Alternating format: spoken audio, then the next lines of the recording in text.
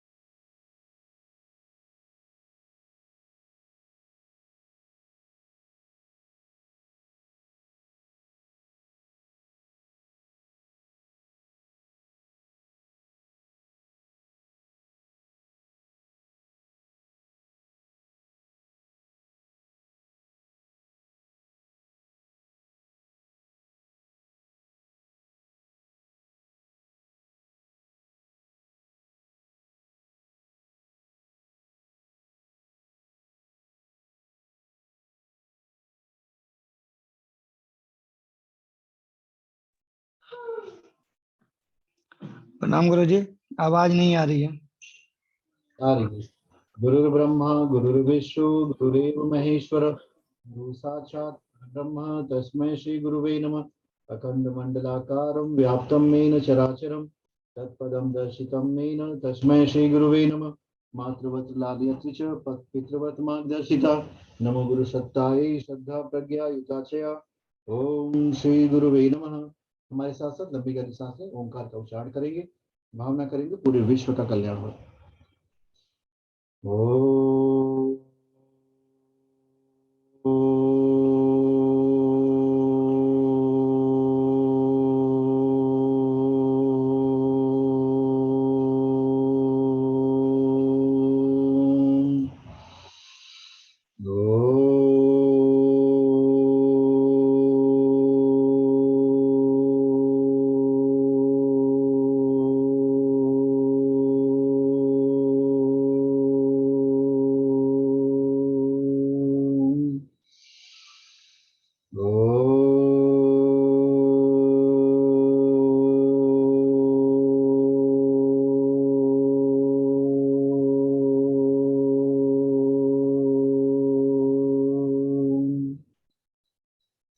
आप लोगों का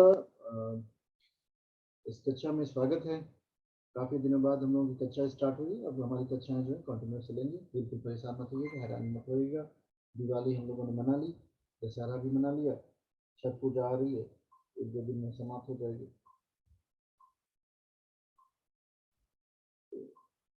ये जो कक्षाएं हमारी होती हैं, इसका एक विशेष उद्देश्य है आप लोगों को ज्ञान के बेसिस पे आगे आगे बढ़े। जितना आपके पास ज्ञान होगा उतना ही आपके जीवन में आगे बढ़ने की संभावनाएं बढ़ेंगी। और बिना ज्ञान के मनुष्य की मुक्ति नहीं मिलती है। तो ज्ञान पाना बड़ा आवश्यक है। अज्ञान सबसे अच्छी चीज होती है। भगवान श्री कृष्ण जो है श्रीमद् भगवद गीता में कहते हैं, न ही ज्ञानेन सदृशम पवित्रम ही विद्यते। संसार में ज्ञान के समान पवित्र कारक कुछ भी नहीं है। सबसे ज्यादा पवित्र चीज ज्ञान है। ज्ञान है तो उस ज्ञान को लेना चाहिए, कहीं से भी ले लीजिए। और जब आप ज्ञान को ले लेंगे तभी आपके जीवन में मुक्ति होगी। जिस मुक्ति की प्रार्थना मनुष्य करता है ना, मुझे मुक्ति चाहिए, तो ये मुक्ति ज्ञान से ही मिलती है। तो हम लोग कर रहे हैं ज्योतिषी ज्ञान का अध्ययन, और इसका एक विशेष उद्देश्य है जगत का कल्याण करना। हमारा उद्देश्य जगत का कल्याण। जितना नेक आपका उद्देश्य होगा ना, उतना ही अच्छा आपका कार्य होगा। तो अपने उद्देश्य को नेक बनाए रखिए कि हमारा उद्देश्य स्वयं का कल्याण नहीं है, हमारा उद्देश्य जगत का कल्याण है। हम तो स्वयं में तपस्वी हैं, हम ज्ञान की इच्छा करते हैं, ज्ञान की, और हमें करना है जगत का कल्याण। ये जगत के कल्याण की भावना से आप आगे बढ़ेंगे तो निश्चित रूप से आप जीवन में आगे बढ़ जाएंगे। दूसरी, इतनी कक्षाओं मैंने ली, इन कक्षाओं में आप सभी को मैंने बताया था कि आप सभी लोग सुबह उठ करके मंत्रों का जप करने का अभ्यास करिए, स्पेसिफिकली गायत्री मंत्र को फोकस करिए। जब आप फोकस करेंगे तभी जाकर के आपके अंदर वो क्षमता विकसित हो जाएगी जो ये कहेगी कि जगत के कल्याणकारी यहाँ पे। अदरवाइज होगा क्या कि आप कितना भी प्रयास कर लो, आप स्वयं का कल्याण ही नहीं कर सकते, दूसरे कैसे करेंगे।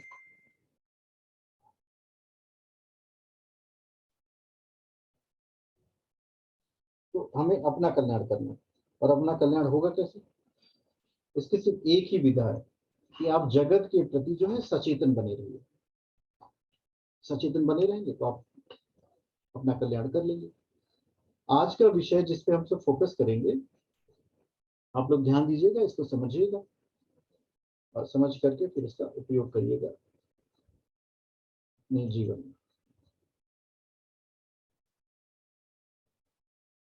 अभी 22 लोग ज्वाइन कर प्रणाम चुके हैं। सर। राम योगेश जी कैसे हैं? ठीक है सर, आप कैसे हैं? गुरु जी प्रणाम। प्रणाम प्रणाम।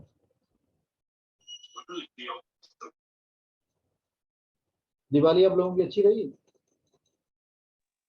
जी गुरु सर जी। बहुत जी गुरु जी बहुत अच्छी रही आपकी कृपा से। कृपा गुरुदेव की है जो सब पे रहती है। अरे पूजा पाठ कराने में निकल गई पूरी।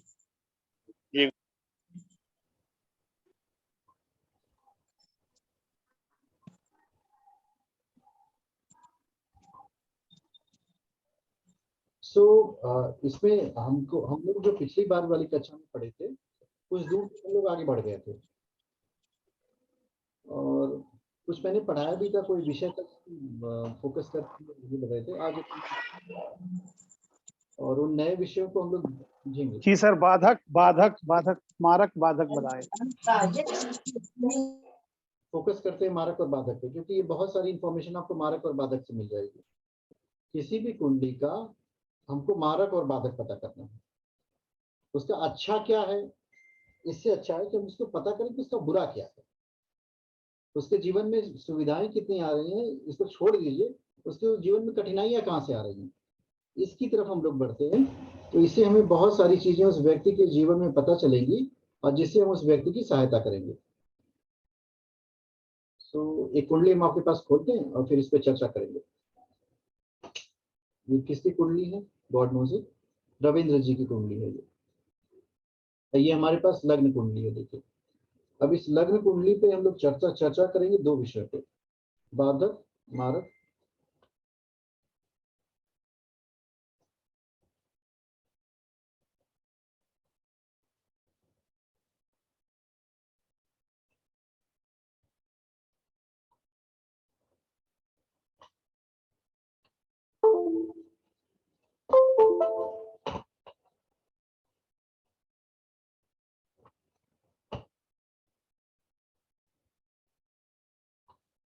हमें चर्चा करनी है मारक और बाधक पे, पूरे फोकस करके।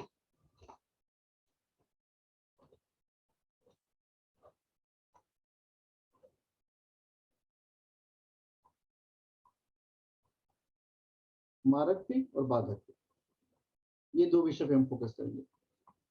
कोई भी कुंडली हमारे पास आ जाए तो पहले हम चार्ट बना लेंगे उसका, और चार्ट बनाने के बाद चेक करेंगे कि इस कुंडली का मारक कौन है और बाधक कौन है।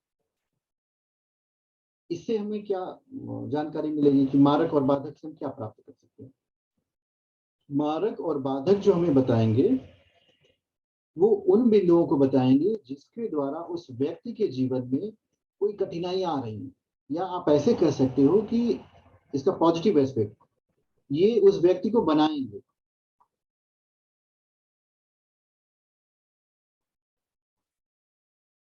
ये उसके मेकर हैं। लोग बोलते हैं ना एक शब्द, किंग मेकर। तो ये उस व्यक्ति को किंग बनाएंगे। अगर वो इनको ठीक से समझ पाया तो इनसे वो परेशान होने की बजाय इनसे वो काफी प्रसन्न होगा। क्यों? क्योंकि ये उस व्यक्ति को जगा के रखेंगे, ये सोने नहीं देंगे, नींद नहीं आएगी मारक और बाधक जब चलते हैं। तो जब नींद नहीं आती तो व्यक्ति की अपनी क्षमताओं का विकास होने लगता है।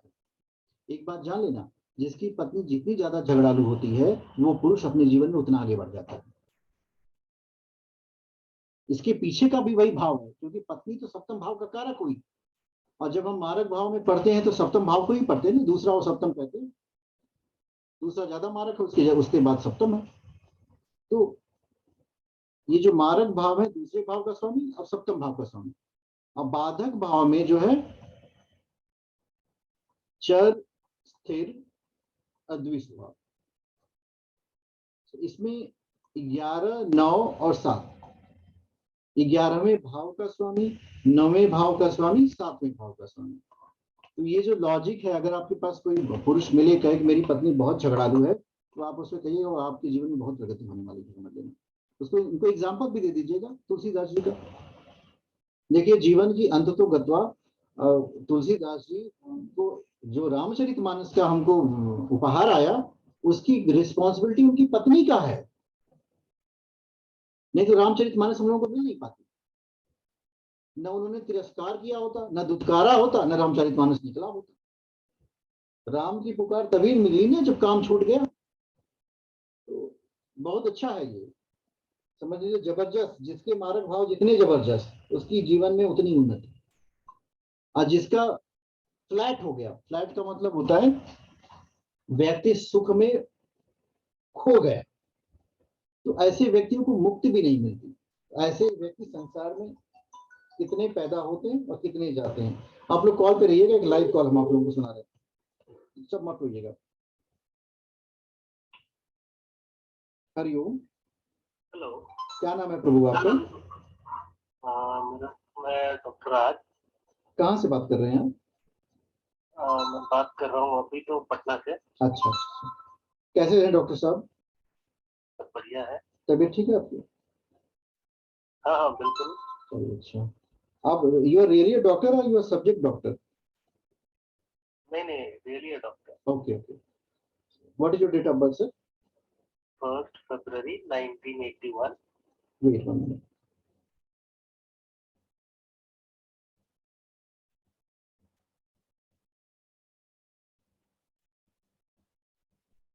Time of birth? 8:45, 8:45 PM। 2045। Place? Samastipur Bihar. MAMSAMASCI Samastipur. Samastipur.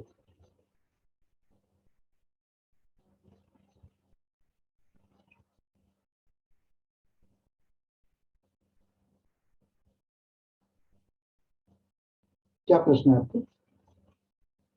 मेरा प्रश्न है related to change, job change से। अच्छा, आप गवर्नमेंट जॉब में हैं क्या? अभी मैं गवर्नमेंट में कॉन्ट्रैक्ट पे हूँ। अच्छा। और नेक्स्ट ईयर मेरा कॉन्ट्रैक्ट खत्म हो रहा है। मैं बहुत जगह अप्लाई करके रखा हूँ 1 साल पहले से ही। तो अप्रैल मई जून से मैंने किया हुआ, और इसमें इंटरव्यू भी दिया था अच्छी कंपनी में, डॉक्टर के ही उनके हॉस्पिटल में जॉब के लिए।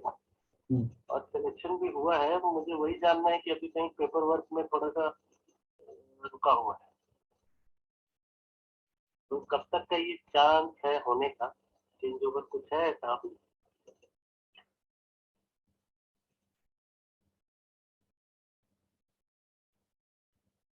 आपका जो कुंडली बन रहा है, देखिए कन्या लग्न की कुंडली है, गुरु वक्री है, शनि वक्री है। तो आपका और शुक्र का केतु से, सूर्य का केतु से कंजंक्शन है।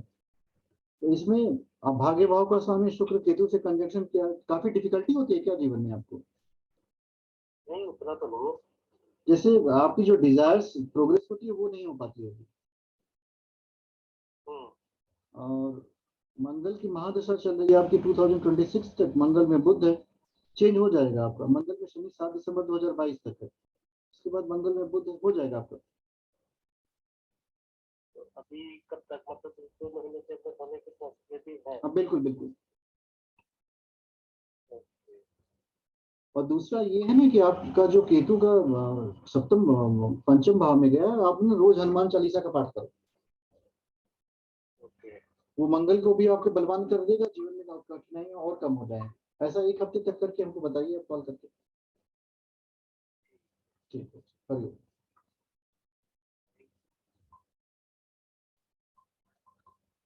तो मैंने आपको एक लाइव कॉल इसलिए सुनाई कि आप जो है जब भी किसी व्यक्ति से बात करिए तो पूर्ण कॉन्फिडेंस के साथ बात करेंगे, तो आपको अपने भी प्रश्नों के उत्तर मिलेंगे और उस व्यक्ति के भी प्रश्नों के उत्तर मिलेंगे। और आपका काम ये है कि ज्योतिष का अच्छे से अध्ययन करके दूसरे के जीवन में प्रगति में सहयोग करना है। आप ऐसे समझ लीजिए कि आपका उद्देश्य है दूसरे व्यक्तियों को उनके जीवन में आगे बढ़ाना। हम लोग फोकस कर रहे थे चर, स्थिर और ध्वस्त भाव, मारक भाव। मारक भाव बहुत अच्छा भाव है, ये बहुत कम लोग बोलते हैं। ये बात हमेशा याद रखिएगा। जैसे ही आप कहेंगे, कोई व्यक्ति आपके पास आएगा तो कह देगा मार्केश की महादशा चल रही है, अंतरदशा चल रही है, तो आपको बहुत घबराया हुआ दिखेगा, परेशान दिखेगा। तो आप उसको सांत्वना दो, ये आपके जीवन में बनने की दशा चल रही है, ये बिगड़ने का समय नहीं है, ये स्वतंत्रता स्वच्छंदता का समय नहीं है, ये शांति का समय है आपके लिए। इसलिए घबराइए मत, आप इसको पार कर जाएंगे, थोड़ा सा अगर समझदार रहेंगे तब। तो मार्ग व्यक्ति को बनाता है, ये नई डिफिनेशन है, इसको याद कर लीजिएगा और बताते रहिएगा ताकि कॉन्फिडेंस बना रहे। अब बाधक में चर, स्थिर और द्विस्वभाव, इसमें देखिए एक बहुत बड़ा विषय है चर लग्न में, न कि चर राशि में। इसको समझिए, जो चर लग्न होगा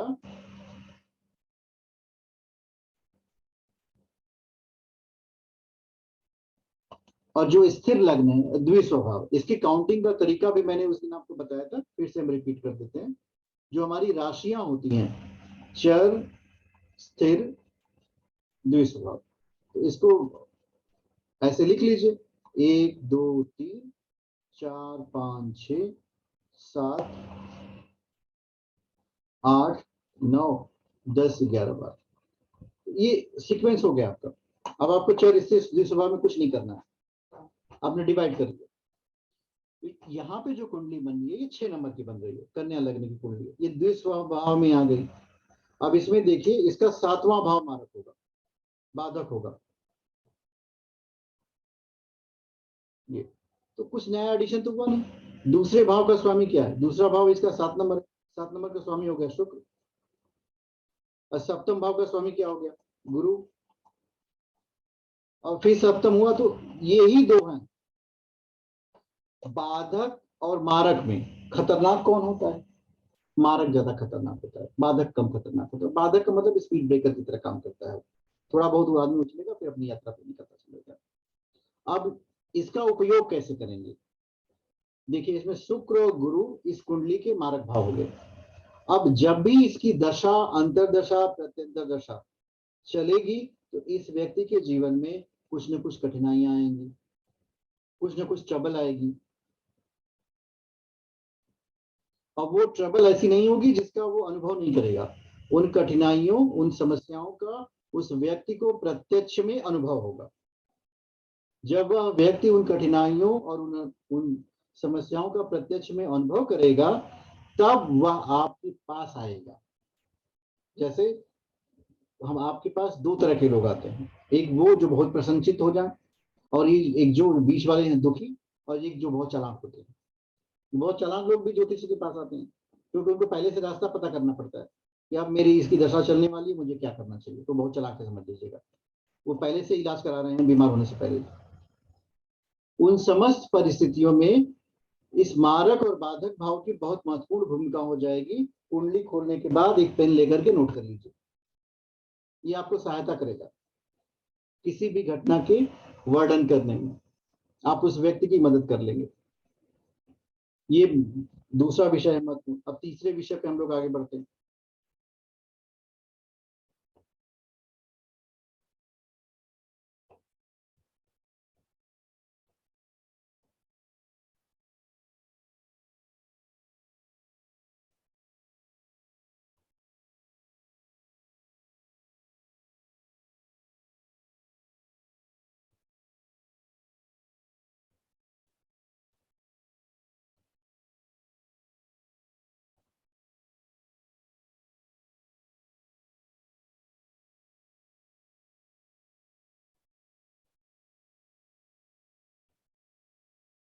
तीसरा विषय जो है वो आप यहां से ले लीजिए। ये ऊपर लिखा है लग्न, नीचे लिखा है भाव चलित।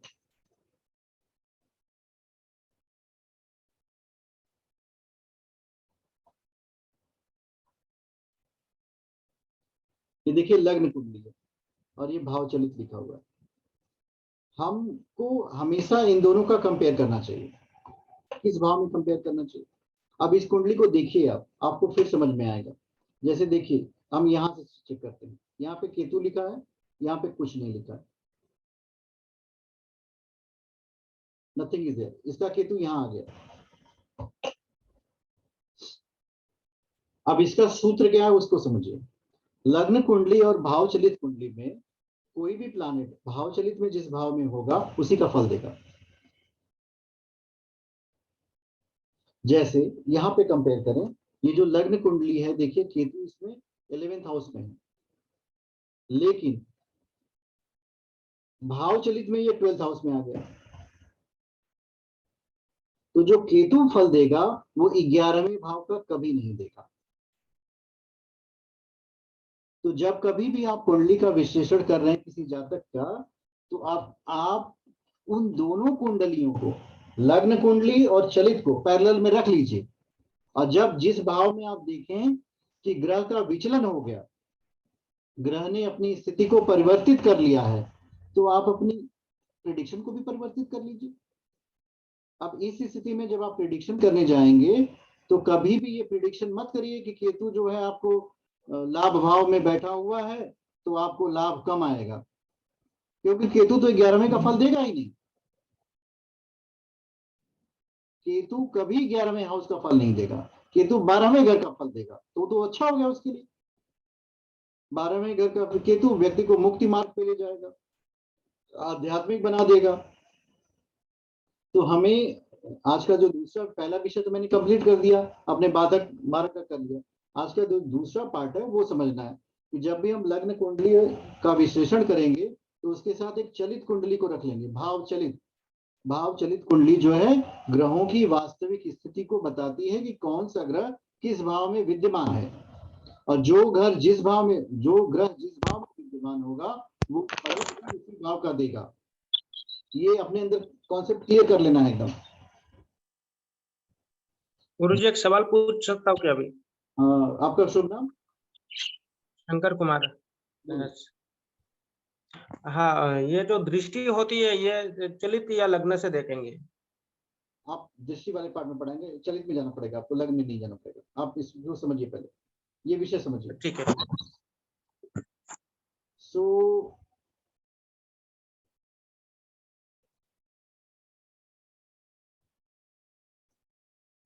इसके बाद का कॉन्सेप्ट क्या है कि जब भी आप विश्लेषण करें, आपके पास लग्न आ गया, चलित आ गया, और आपने प्रिडिक्शन करना शुरू किया, होगा क्या कि आपने उस व्यक्ति से कहा कि आपका लाभ रुक रुक के आता है, कहेगा नहीं नहीं मेरी सैलरी रेगुलर आती है, हम गवर्नमेंट एम्प्लॉय हैं। तब क्या करेंगे? तब आप क्रॉस चेक करो, कहीं ना कहीं आपसे गलती हो रही है, क्योंकि भाव चलित में उस ग्रह की स्थिति बदल गई है। इसका उपयोग वहां पे है। कारण क्या है कि जब हम सिंपल प्रेडिक्शन करते हैं तो बहुत सारे काम लग्न कुंडली से हो जाते हैं। 100% में 90% ज्योतिष सिर्फ लग्न कुंडली आपको पढ़ना आ जाए उसी से खत्म हो जाएगी। आपको किसी और चार्ट को रीड करने की जरूरत नहीं है, उसी से उस व्यक्ति को 90% प्रॉब्लम सॉल्व हो जाएगी। ये जो 10% एक्स्ट्रा है, इसकी आवश्यकता तब पड़ती है कि जब एक ज्योतिषी आपसे अपनी कुंडली दिखाना शुरू कर देता है, या फिर ऐसा व्यक्ति अपनी कुंडली दिखवाता है जिसको थोड़ा बहुत ज्योतिष पता है, कहता है गुरुजी मेरा भाव चलित चेक कर लीजिए, फिर वो कहेगा कि मेरा D2 चेक कर लीजिए, फिर कहेगा D4 चेक कर लीजिए। तब आप अपने दिमाग में रख लेना कि ये आधा ज्योतिषी बन चुका है, मतलब ये जो अपनी कुंडली पढ़ते पढ़ते ज्योतिषी हो गया। तो उस स्थिति में वहां जाना पड़ता है। उस स्थिति में हम कह नहीं सकते कि हमें इसकी कोई जानकारी नहीं, हमें जानकारी होनी चाहिए। और दूसरी बात, अगर आप कहीं इंटरव्यू देने बैठ गए तो कभी कभी कंफ्यूज करने के लिए जो इंटरव्यूअर होते हैं वो तो ज्योतिषी ही होते हैं, उनको पता है ज्योतिष, को पूछते हैं कि बताइए भाव चलित में इसकी स्थिति हो गई तो फल कहाँ से आएगा। तो वैदिक ज्योतिष जो कहती है वो यही कहती है, भाई जो ग्रह भाव चलित में जिस स्थिति में होगा वो फल भी उसी का देगा। इसको आप दिमाग में बैठा लीजिए। और इसका सकारात्मक प्रभाव भी पड़ता है, नकारात्मक भी प्रभाव पड़ता है। It is not that it is always positive, sometime it affect adversely. तो जब ये एडवर्स वे में अफेक्ट करता है तो भी आपको विश्लेषण करना है, और एडवर्स वे में अफेक्ट नहीं करता तो भी करना है। एक बात हमेशा याद रखना, जब भी किसी नकारात्मक बात पे आप फोकस करते हो तो उसके साथ 2 सकारात्मक पहलू जरूर बताएं कि देखो आपके जीवन में कठिनाई जरूर आई है, पर इसके बाद आप आगे बढ़ जाओगे। तो वास्तविकता में यही होता है, कठिनाई के बाद व्यक्ति आगे बढ़ता है। और एक विषय है जिसको हमको टच करना है। हाँ, अब इसमें देखिए ये वाली जो कुंडली है इसमें सूर्य और राहु हैं, और यहाँ पे देखिए क्या स्थिति आ गई, चेक करिए। चतुर्थ भाव में पहले वाली कुंडली में शुक्र, मंगल, शनि, बुध सब 4 ग्रह हो गए। यहाँ पे चतुर्थ भाव चलित में खाली हो गया, सिर्फ मंगल अकेले बैठा है, बाकी सब पंचम में चले गए। तो ये बहुत जबरदस्त चेंज हो जाता है भाव चलित में। तो जो भी महान ज्योतिषाचार्य होते हैं ये टेक्निक किसी को नहीं बताते कि वो कुंडली का विश्लेषण लग्न से करते हैं कि भाव चलित से करते हैं, वो सभी भाव चलित से ही करते हैं। लग्न में तभी तक फंसा रहना पड़ता है जब तक आप भाव चलित तक न पहुंच पाए। इसलिए जो असेंडेंट राशि आपकी लग्न की कुंडली जो है वो राशि को ही बताएगी और असेंडेंट को ही बताएगी, इससे ज्यादा जानकारी उसके पास नहीं है। इससे ज्यादा जानकारी उसके पास क्या है, जो भाव चलित में स्थिति है उसकी है। अब इसके बाद का क्या करेंगे, तो जब भी आप विश्लेषण करें, मैंने आपको कुंडली का विश्लेषण बताया नहीं कि पंचम भाव में विद्यमान शनि, शुक्र, सूर्य, बुध क्या करेंगे, तो अभी आप कर नहीं सकते। हम आपको सिर्फ ये बता रहे हैं कि जब भी आप कुंडली का विश्लेषण करने चले तो भाव चलित को आपको ज्यादा प्रेफरेंस देना ही पड़ेगा। किसी भी कंडीशन में आपको भाव चलित और लग्न में भाव चलित स्ट्रॉन्ग है, ये हमेशा ब्रेन में फिट करके रखना है। लग्न की तरफ बिल्कुल नहीं देखना, भाव चलित में अगर स्थिति बदल जाए, बस यही होगा आपके साथ। और उसको विद परफेक्ट प्रिडिक्शन आपको बोलना है, देखो भाव चलित के ग्रहों की स्थिति आपकी ये है, तो आपके जीवन में इसका पर्टिकुलर प्रभाव ऐसा ही आएगा। रजत भोगाल जी, ये जो सेशन 40 मिनट का है ये खत्म हो जाएगा, अगले सत्र में हम 10 मिनट और पढ़ाएंगे, 10 मिनट के लिए खोलेंगे सबको, आपको भी खोल देंगे। गुरुजी मारक और बाधक भी भाव चलित से देखेंगे। मारक बाधक लग्न में जाएंगे, उसमें भाव चलित में नहीं जाना है आपको। मारक, बाधक और दृष्टि लग्न में जानी है, लेकिन उसे भाव चलित का कोई संबंध नहीं है।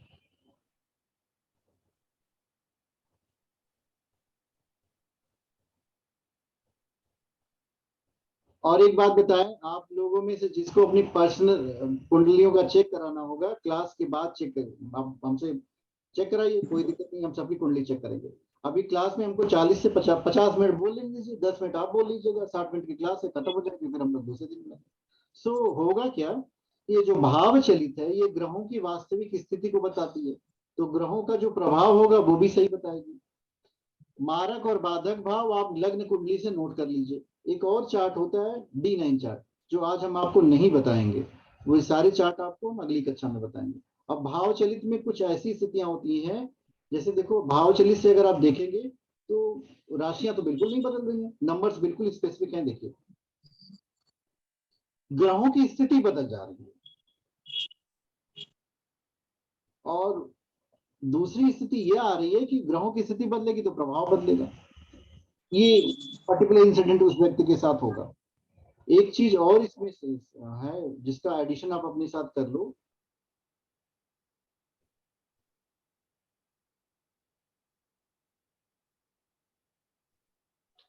सर एक क्वेश्चन है। अपने शुभ नाम बताइए। करिश्मा बोल रही हूँ सर। अच्छा करिश्मा जी बताइए।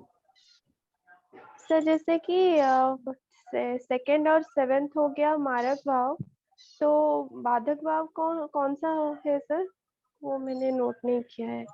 बता रहा हूँ, देखिए ये जो बाधक भाव का कॉन्सेप्ट है, उसके लिए हमारे अंदर एक और कॉन्सेप्ट आना चाहिए।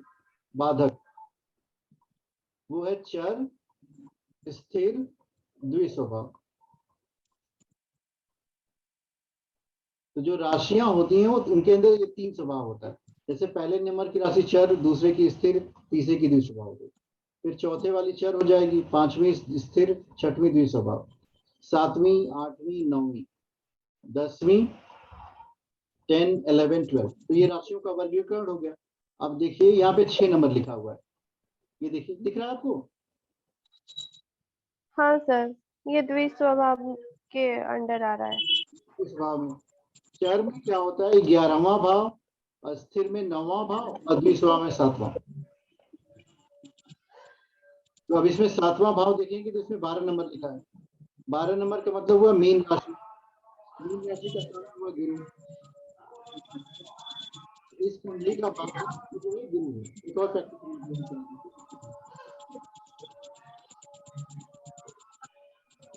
सर वॉइस क्लियर नहीं है। एक और प्रैक्टिस, सातवें और दूसरे घर का स्वामी बाधक है। हाँ, एक और कुंडली के साथ हम आपको प्रैक्टिस करा देते हैं इसको। सर इसमें फिर चर स्थिर द्विस्वभाव का सर कंसेप्ट क्या है इसमें? चर का मतलब चलायमान, मूवेबल कहते हैं। नहीं, वो तो समझ गया सर, द्वितीय और सप्तम भाव का मारक और बाधक होगा। फिर इनका ये जो चर स्थिर, इससे क्या देखना है सर? वही हम आपको बता रहे हैं, कंफ्यूजन आ रहा है, कहाँ देखना है चर और कहाँ स्थिर। जो लग्न है उसको देखिए, चर लग्न बोलते हैं, पूरा वाक्य चर लग्न। ये देखिए लग्न यही हुआ ना, यहाँ पे 4 नंबर लिखा। अब इस 4 नंबर को आप बताइए, चर है, स्थिर है कि द्विस्वभाव है? चर है सर, ये कर्क चर राशि है। चर है। ये चर है। मूवेबल हो गया। तो चर में 11वें भाव का स्वामी, 11th हाउस का स्वामी जो होगा। अब 11th हाउस ये है, देखिए ये है 11th हाउस। शुक्र स्वामी है सर, यहाँ पे 2 शुक्र नंबर स्वामी है। वृषभ राशि हुई, इसका स्वामी हुआ शुक्र। तो इसमें बाधक जो होगा वो शुक्र होगा। और चर इसका कुछ मारक सिंपल होगा वे ना? है क्या सर? हाँ जी, सर कुछ सिंपल वे है कि मतलब बाधक भाव पता लग करने के लिए? उसका सिंपल वे याद कर लीजिए। देखिए 11, 9, 7 बना हुआ है। चर में 11वां भाव, ये चर में है, और ये स्थिर में 9वां भाव है, और द्विस्वभाव 7वां भाव। चर राशियों में 11वें भाव का स्वामी बाधक होता है, स्थिर राशि में 9वें भाव का स्वामी बाधक होता है, और द्विस्वभाव राशि में 7वें भाव का स्वामी बाधक होता है। मारक भाव और बाधक भाव व्यक्ति को पीट पीट करके सुधार देते हैं। किसी भी व्यक्ति के जीवन में जब मारक और बाधक लग जाएं एक साथ, तो समझ लेना चाहिए कि बहुत बिगड़ा हुआ आदमी भी सुधर जाएगा, अगर उसने इसको ठीक से समझ लिया। और कोई अच्छा, किसी ने ठीक से नहीं समझा तो बिगड़ जाएगा। मतलब बोलते हैं मार्किस की दशा चली, आदमी परेशान हो गया। अगर इसी अवस्था में वो स्थिर हो जाता है, अपने को सुधारने का प्रयास करेगा, तो बहुत आगे बढ़ जाएगा। रजत जी अपने हाथ उठाया, पूछ लीजिए, आप 2-4 मिनट का समय बताया आपको दशा। जी सर ये जब ये हम देखेंगे भाव चलित देखेंगे, तो इसमें जो हमारी दशा अंतरदशा होगी तो वो तो सेम रहेगी, वो थोड़ी ना चेंज होगी फिर। आपको भाव वो तो देखने का तरीका हम बता रहे हैं, इसको बहुत ध्यान से समझिए। उपयोगिता किसी चार्ट की क्या होती है? जी, आप कोई लग्न तक बैठा रहा तो इसका मतलब ये नहीं है कि बस यहीं तक जानकारी है। जी, आपको लग्न की बात आप बता दिए, खत्म हो गई लग्न। अब उसके बाद क्या बताएंगे? क्या बताएंगे कि बस खत्म हो गया? नहीं फिर अगर कोई और स्पेसिफिक क्वेश्चन होगा। भाव चलित से बताएंगे। उसके बाद भाव चलित हमारी खत्म हो जाएगी, तो उसके बाद आपको और भी 20-25 चार्ट बता देंगे, उससे भी बताएंगे। एज ए ज्योतिषी आपको बताना बंद नहीं करना है कभी। अगर आप बताना बंद कर देंगे तो कहेगा कि तो कुछ जानते ही नहीं। और ये बताएंगे कब आप, जब आपको जानकारी होगी तब। तो ये सारी जानकारियां आपको दिमाग में रखनी है, कभी कोई आपको कंफ्यूज ना कर दे। ठीक। ज्ञान की सबसे बड़ी एक समस्या है भ्रम उत्पन्न करना। अब आपके पास भाव चलित कोई जानकारी नहीं है, और किसी व्यक्ति गुरुदेव हमारा जो गुरु है वो तो 12वें घर में भाव चलित होता है। अब हम क्या करें? तो हम ये नहीं कह सकते कुछ मत करो, हम कहेंगे ना 12वें घर में गया तो वहां का फल आपको देगा वो। अब किसी की कुंडली में आप देखोगे कि लग्न कुंडली में उसकी स्थिति अच्छी नहीं है, भाव चलित में अच्छी हो जाती है तो आप उससे समझाएंगे चिंता मत करो, वहां अच्छी स्थिति है, आपको अच्छा परिणाम मिलेगा उसका। मतलब हमने जो मेजर फोकस रखना है वो चलित पे रखना है, भाव चलित पे रखना है। कब रखना है? ठीक आपको ठीक बता दिया तब। ठीक है।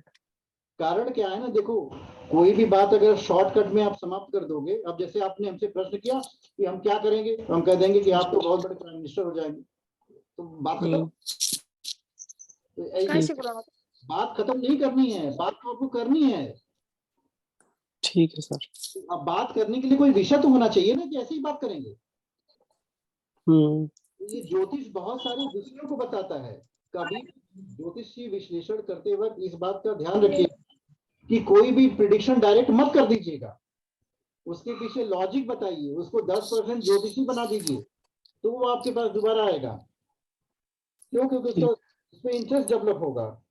और इससे होगा क्या कि जो भी व्यक्ति जितना जागरूक होगा वो उतना ही जिज्ञासु हो जाता है, समझ लीजिए। तो आपको उसकी जिज्ञासा करने का प्रयास करना चाहिए, हमेशा करता है। सर जैसे इसमें अभी आपने बताया कि बाधक ग्रह शुक्र है, तो फिर अब इसका मतलब क्या होगा कि शुक्र क्या करेगा? अब इसका मतलब हम आपको बता रहे हैं, देखो मारक और बाधक मैंने अब एक ही लाइन में बता दिया कि दोनों पीठ के आदमी को सुधारते थे। तो ये ऐसी परिस्थितियां क्रिएट कर देंगे कि आदमी सुखी नहीं रहेगा, वो परेशान रहेगा, हैरान रहेगा। उसके जीवन में तो चाहे कोई भी ग्रह आ जाएगा, यहाँ पे कोई भी ग्रह होगा वो परेशान ही करेगा अपनी दशा अंतरदशा के अंतर्गत, हमेशा नहीं। जब उसकी जैसे अब ये बाधक में ये शुक्र आ गया, तो मेरे कहने का मतलब ये है अगर शुक्र की जगह गुरु होता, गुरु की जगह सूर्य होता, तो डिफरेंस क्या आता? सब परेशान करेंगे, कोई आपको ऐसा नहीं कि छुट्टी दे देगा, कोई आपकी परेशानी को कम नहीं करेगा। आपको ये विषय हम बताते हैं, इसका उपयोगिता कैसे करेंगे। जैसे आपने निकाल लिया मारक और बाधक, अब इसका यूज कहाँ है, कैसे हम बताएंगे कि आपके साथ क्या होगा। इसके यूज के लिए आपको एक और चार्ट समझना पड़ेगा। नहीं बताइए मारक बात। ये वाला चार्ट आपको समझ में आ रहा है, नीचे जो बना हुआ है ये विंशोत्तरी दशा। जी सर। अब इसकी उपयोगिता यहाँ से शुरू होती है। जैसे वो 3 आपने लिख लिए, मारक और बाधक। अब देखिए इसमें लिखा है सन 13 अप्रैल 1999, सन की महादशा 13 अप्रैल 1999 तक थी। उसके बाद लिखा है मून 13 अप्रैल 2009 तक। इसके बाद लिखा है मार्स 13 अप्रैल 2006 तक। तो देखो यहाँ पे 99 से 9 अगर आप जोड़ोगे तो कितना हुआ, और मून से मार्स तक पहुंचने में कितना हुआ, फिर देखो मार्स से राहु तक पहुंचने में कितना साल बीता, फिर राहु से जुपिटर में कितना बीता। ये महादशा होती है। अब इस पर्टिकुलर व्यक्ति को अगर आप चेक करेंगे तो 2034 तक अभी ये राहु की महादशा में। इसको आप खोलिए, देखिए ये खुलेगा। हाँ देखिए राहु में मरकरी हो गया, राहु में राहु खत्म, राहु में जुपिटर, राहु में। अब इसको और खोलिए, देखिए इस समय इस व्यक्ति की जो स्थिति होगी, राहु शनि केतु, राहु शनि वीनस, ये है।